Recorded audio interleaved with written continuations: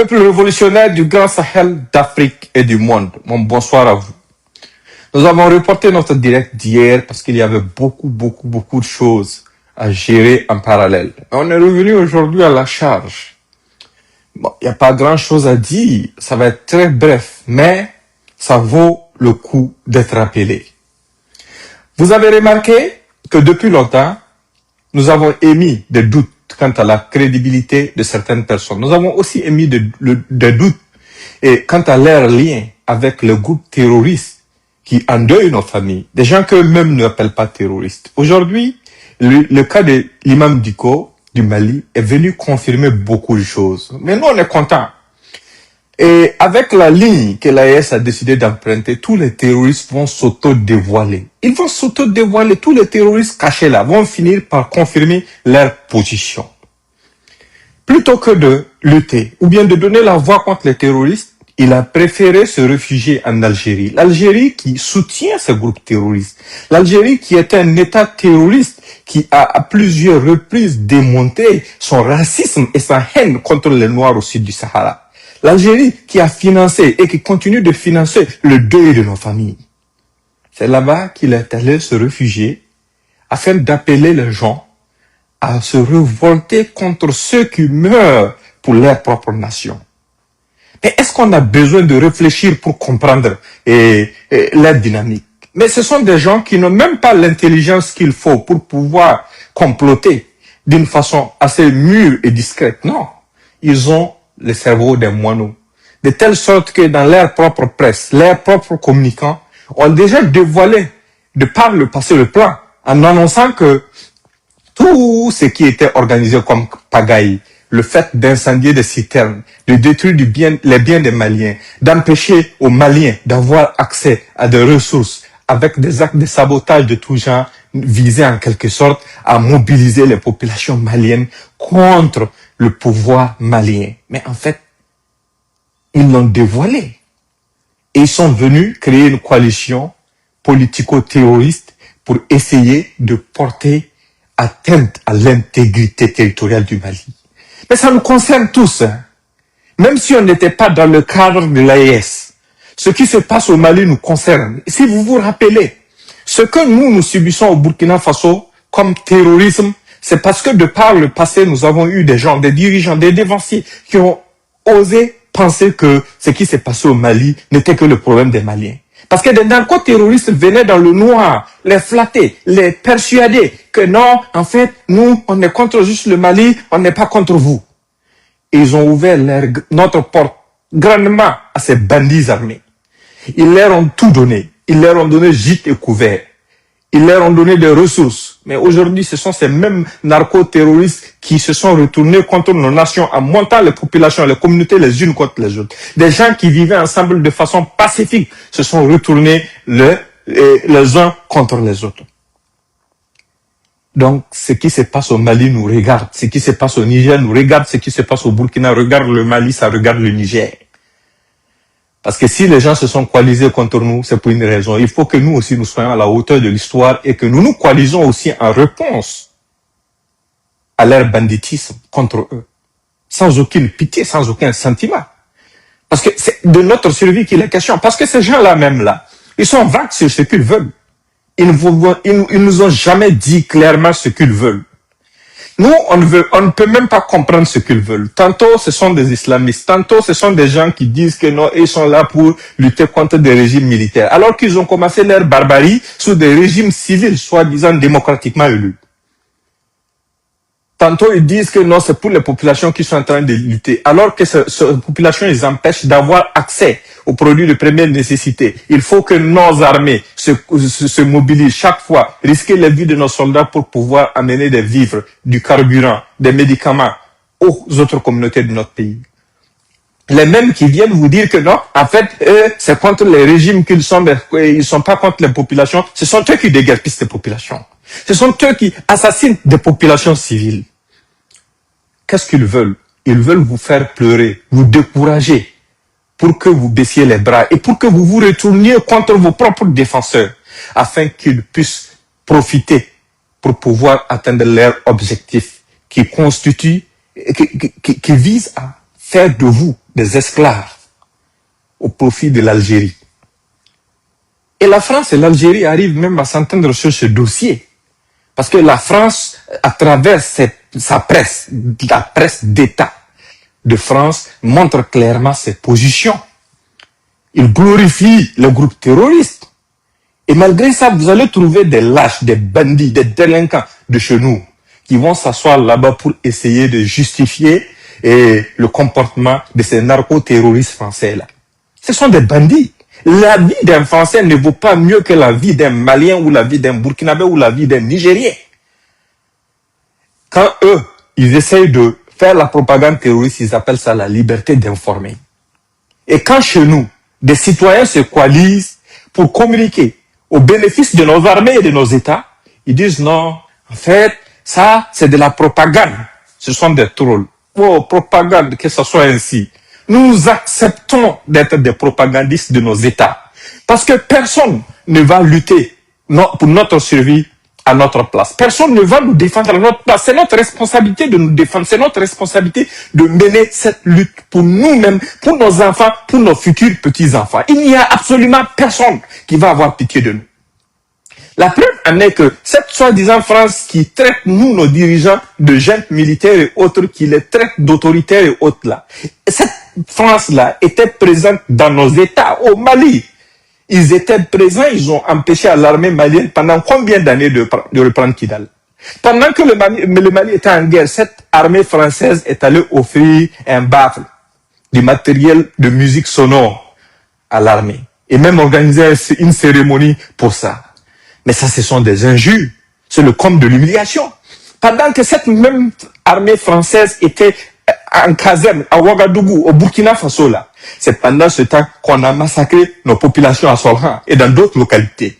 Le premier village du Burkina Faso a été déguerpi sous le regard de cette armée française et sous un régime soi-disant civil.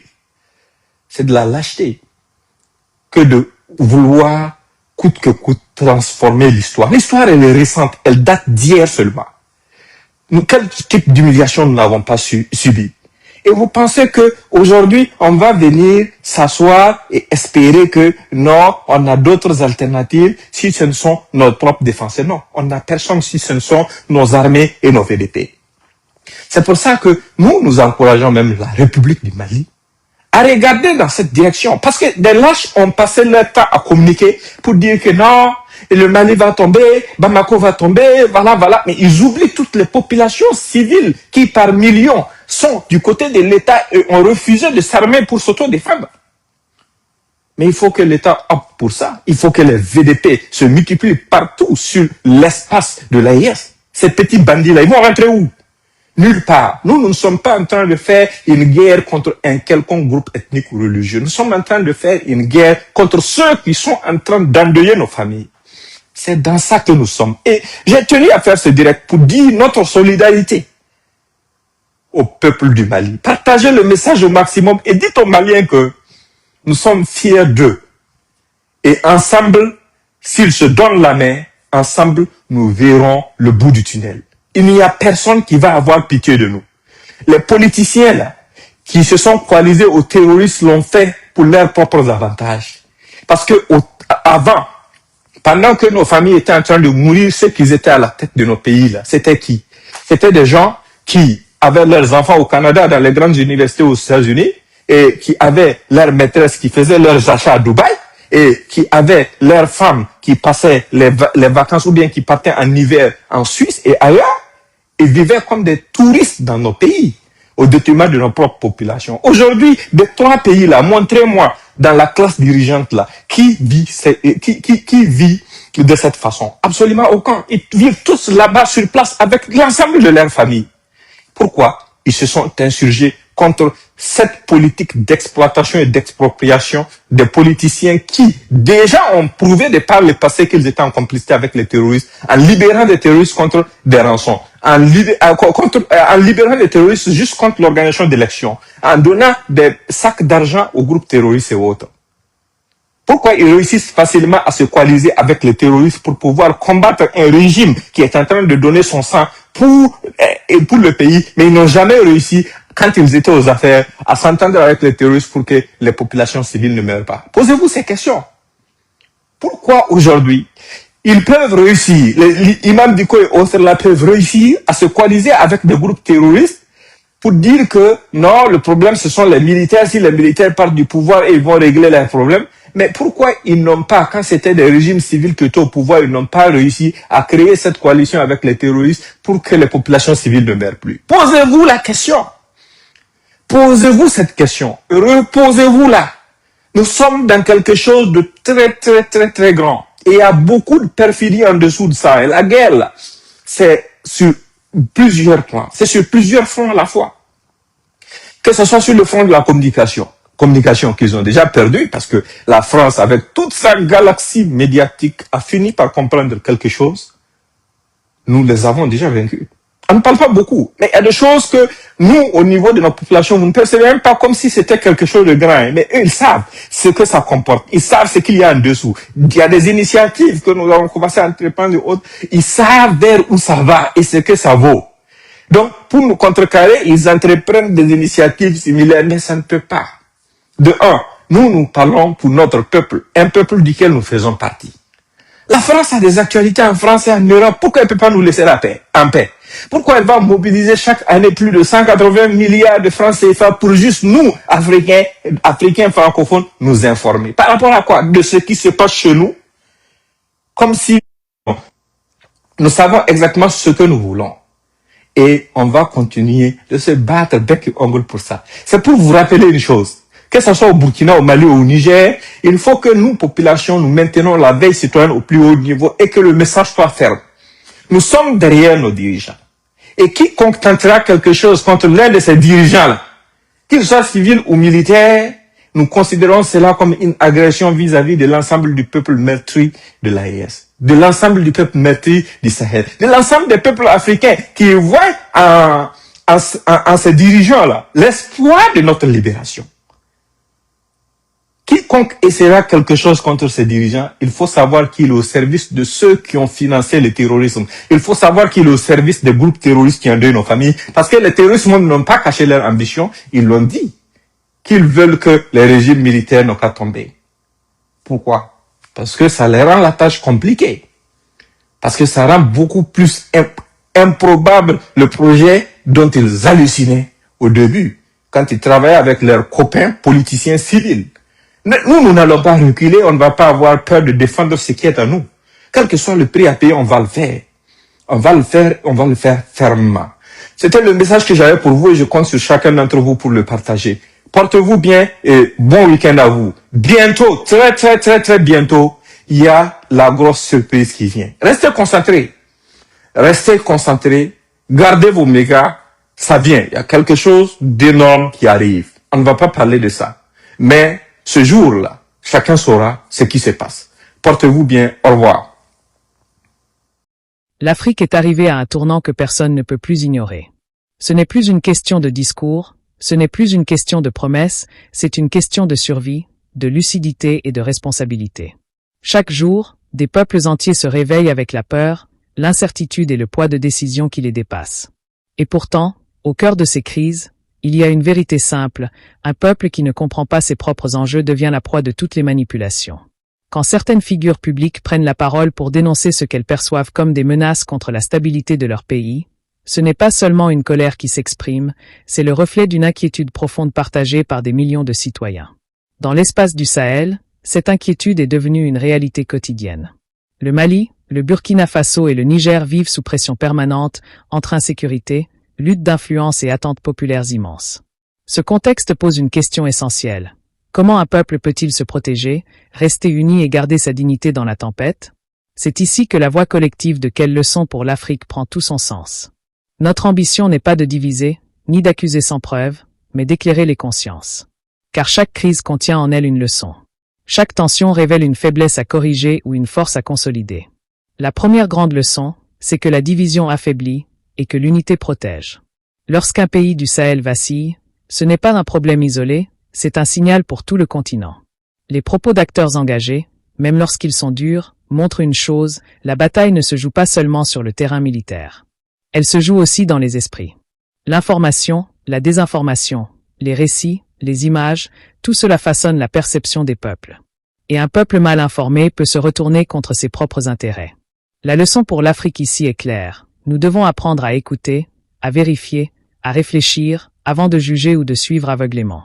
Il est important de comprendre que les tensions régionales ne naissent pas dans le vide.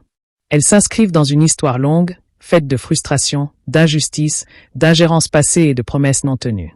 Reconnaître cette réalité ne signifie pas chercher des coupables à tout prix, mais comprendre les racines du mal. Et c'est exactement la mission de Quelle leçon pour l'Afrique, transformer la douleur en conscience et la colère en sagesse. Une autre leçon essentielle apparaît dans cette situation, la responsabilité collective. Trop longtemps, l'Afrique a attendu des solutions venant de l'extérieur. Trop longtemps, nos peuples ont été spectateurs de leur propre destin. Aujourd'hui, une prise de conscience s'opère. Les citoyens comprennent peu à peu que la stabilité, la paix et la souveraineté ne se délèguent pas. Elles se construisent, jour après jour, par l'engagement, la vigilance et la solidarité. Et c'est ici que chaque spectateur de cette chaîne joue un rôle. Vous n'êtes pas de simples observateurs. Vous êtes les gardiens de la mémoire, les porteurs de la réflexion, les acteurs de la transformation. S'abonner à cette chaîne, commenter, partager, ce n'est pas un geste banal. C'est un acte citoyen. C'est une manière de dire « je refuse de subir, je choisis de comprendre, je décide de participer à l'éveil africain ». La situation dans l'espace AES nous enseigne aussi que les choix difficiles ne peuvent plus être évités. On ne peut pas construire un avenir solide avec des illusions. Il faut du courage politique, de la lucidité populaire et une vision claire. Les peuples veulent la paix, mais pas une paix fragile. Ils veulent la stabilité, mais pas au prix de leur dignité. La grande question reste alors, comment concilier sécurité, liberté et souveraineté? Voilà une des plus grandes interrogations de notre temps. Plus le monde change, plus l'Afrique est appelée à choisir sa propre voie. Certains voudraient que le continent reste dans la dépendance, dans l'hésitation, dans la peur. Mais une nouvelle génération émerge. Une génération qui questionne, qui observe, qui refuse les récits imposés. Et c'est dans cette renaissance que Quelle leçon pour l'Afrique s'inscrit, comme un espace de réflexion, de transmission et de responsabilité. Ce premier regard nous conduit à une conclusion provisoire, mais puissante. L'Afrique ne manque pas de ressources, elle ne manque pas de courage, elle ne manque pas de dignité. Ce qui lui manque parfois, c'est l'unité de conscience. Et c'est précisément cette unité que nous cherchons à nourrir, vidéo après vidéo, parole après parole, analyse après analyse. L'Afrique traverse aujourd'hui une période où la lucidité est plus qu'une nécessité. Elle est une obligation. Dans l'espace du Sahel, le Mali, le Burkina Faso et le Niger sont confrontés à des défis multiples et complexes. Ce ne sont pas seulement des questions de gouvernance, de sécurité ou de diplomatie, mais des questions fondamentales de survie et de conscience collective. Les populations ressentent au quotidien l'impact des tensions, des violences et de l'insécurité.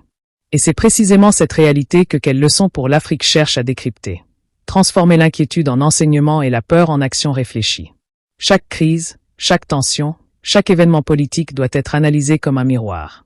Il reflète non seulement les forces en présence, mais aussi les faiblesses internes et les choix que nous faisons collectivement.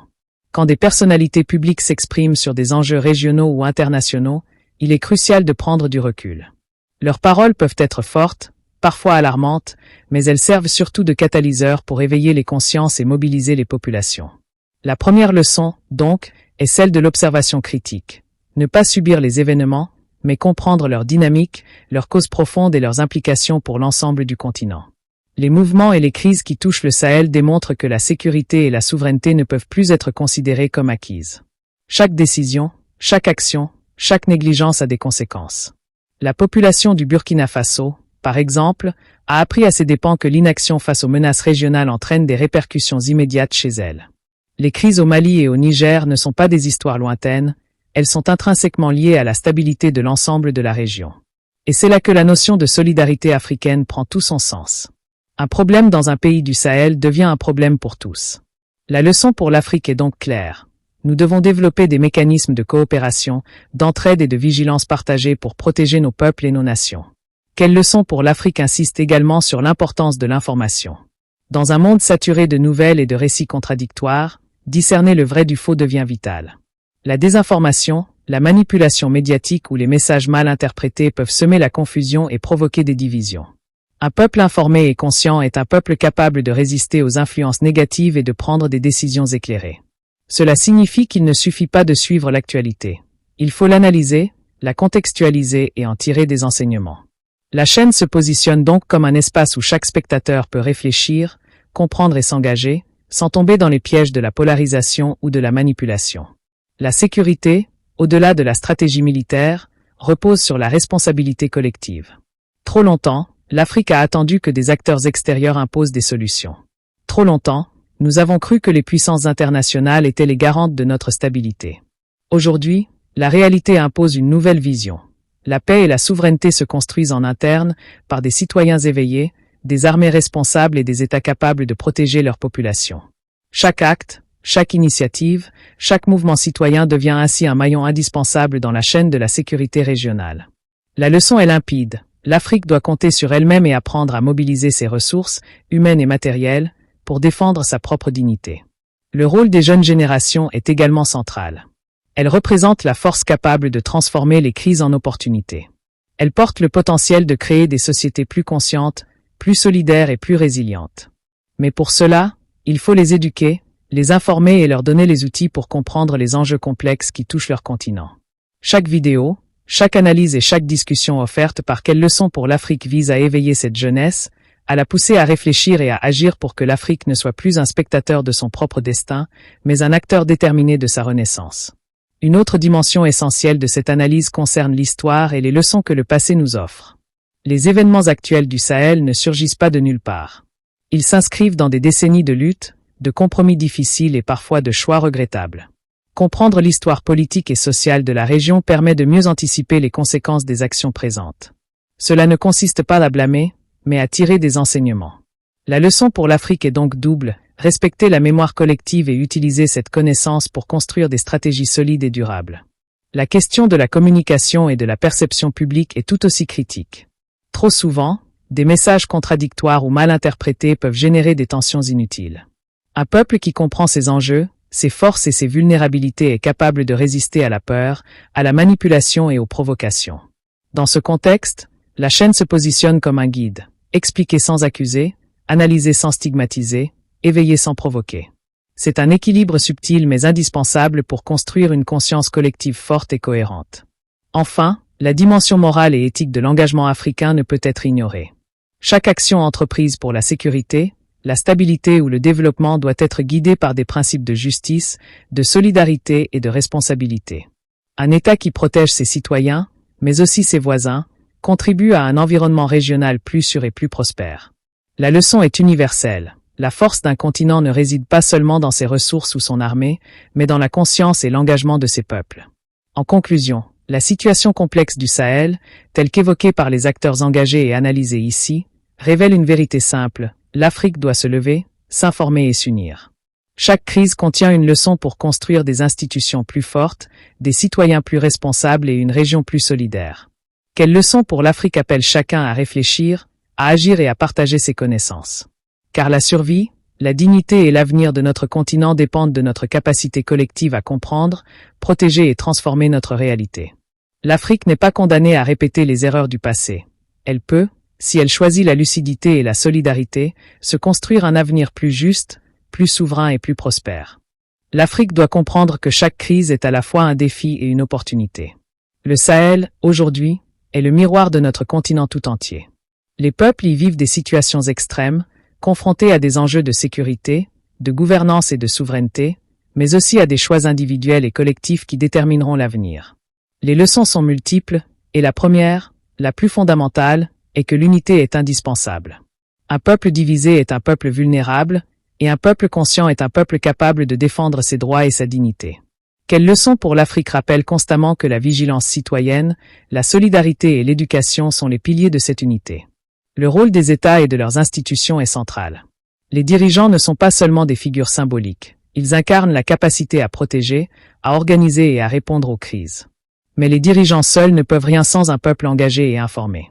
L'histoire récente du Sahel montre que lorsque la population reste passive, des forces extérieures ou internes peuvent manipuler les événements pour leurs propres intérêts. Cette observation n'est pas une accusation, c'est une invitation à la conscience collective. Chaque citoyen a une responsabilité dans la protection et la construction de sa nation. La leçon ici est claire, L'Afrique doit apprendre à mobiliser son peuple, à renforcer ses institutions et à créer des mécanismes de coopération entre États pour assurer la stabilité régionale. La communication joue un rôle stratégique. Dans un monde saturé d'informations et de narratives divergentes, savoir analyser, comprendre et contextualiser est un pouvoir essentiel.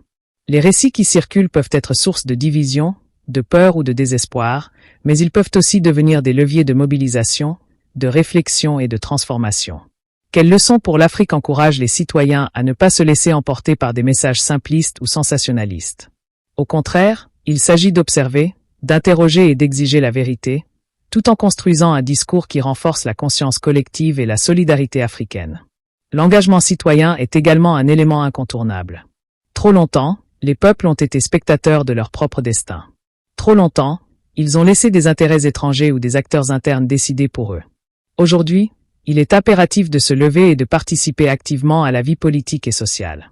Chaque action compte, de la participation à la défense des valeurs démocratiques à l'implication dans les initiatives locales de sécurité ou de solidarité. La chaîne Quelles leçons pour l'Afrique insiste sur ce point. L'éveil citoyen est la clé de la transformation. Partager une vidéo, s'informer, discuter et réfléchir ensemble, ce sont des actes concrets pour construire un continent souverain et résilient. L'histoire du Sahel illustre également que la coopération régionale est indispensable. Aucun pays ne peut résoudre seul les défis de sécurité et de développement. Les menaces traversent les frontières, les crises se propagent, et les populations en subissent les conséquences directes. L'union des forces, qu'elles soient militaires, civiles ou communautaires, est la seule réponse viable. La leçon pour l'Afrique est que la souveraineté nationale doit s'accompagner d'une solidarité régionale. La prospérité et la sécurité d'un pays dépendent de celle de ses voisins. La chaîne rappelle donc que réfléchir collectivement, agir collectivement et protéger collectivement sont des impératifs pour le Sahel et pour l'ensemble du continent. La dimension morale et éthique reste au cœur de tout engagement. Les décisions prises aujourd'hui détermineront l'Afrique de demain. Les peuples doivent agir avec intégrité, responsabilité et lucidité. La force d'un État ne se mesure pas seulement à sa puissance militaire ou économique, mais aussi à sa capacité à défendre ses citoyens, à respecter la justice et à préserver la dignité humaine. Chaque action, chaque initiative et chaque discours doivent être guidés par ces principes. La leçon pour l'Afrique est donc d'agir toujours dans l'intérêt collectif, en tenant compte des générations présentes et futures. L'éducation et l'information sont des armes puissantes. Former les citoyens à comprendre les dynamiques régionales, à analyser les événements et à participer à la vie collective est indispensable pour bâtir un continent fort. La chaîne Quelles leçons pour l'Afrique joue ce rôle en offrant un espace de réflexion, d'analyse et de partage. Elle transforme la complexité des crises en compréhension accessible à tous, sans jargon ni parti pris, mais avec lucidité et profondeur. Cette approche permet aux Africains de devenir acteurs de leur destin, plutôt que simples spectateurs. Le Sahel est aujourd'hui le théâtre d'un apprentissage collectif. Les tensions, les conflits et les défis économiques et sociaux ne doivent pas être perçus uniquement comme des menaces, mais comme des occasions de renforcer les institutions, d'élever le niveau de conscience et de construire des sociétés plus résilientes. Chaque crise contient en elle des enseignements précieux, sur la coopération, sur la responsabilité citoyenne, sur la solidarité régionale et sur l'importance de la vigilance. La chaîne encourage ses spectateurs à saisir ces leçons et à les transformer en actions concrètes pour le bien commun. Enfin, l'espoir reste central dans cette analyse. Malgré les difficultés, malgré les défis et malgré les épreuves, l'Afrique a toujours su se relever. Elle possède une résilience historique, une richesse culturelle et une capacité d'adaptation exceptionnelle. Quelles leçons pour l'Afrique insiste sur le fait que la renaissance du continent dépend de chaque citoyen, de chaque communauté et de chaque État. Comprendre les crises, agir avec responsabilité, partager l'information et rester unis sont les piliers d'un avenir souverain et prospère. Le message principal pour tous les spectateurs est donc le suivant. Soyez conscients, soyez vigilants, soyez actifs. Ne laissez personne décider de votre destin à votre place. Transformez chaque leçon tirée de l'actualité en force collective. Soutenez vos communautés, engagez-vous pour la paix et la stabilité, et faites de chaque action un pas vers une Afrique plus juste, plus unie et plus consciente. L'avenir de notre continent est entre nos mains, et il est impératif que chacun joue son rôle, avec courage, lucidité et solidarité.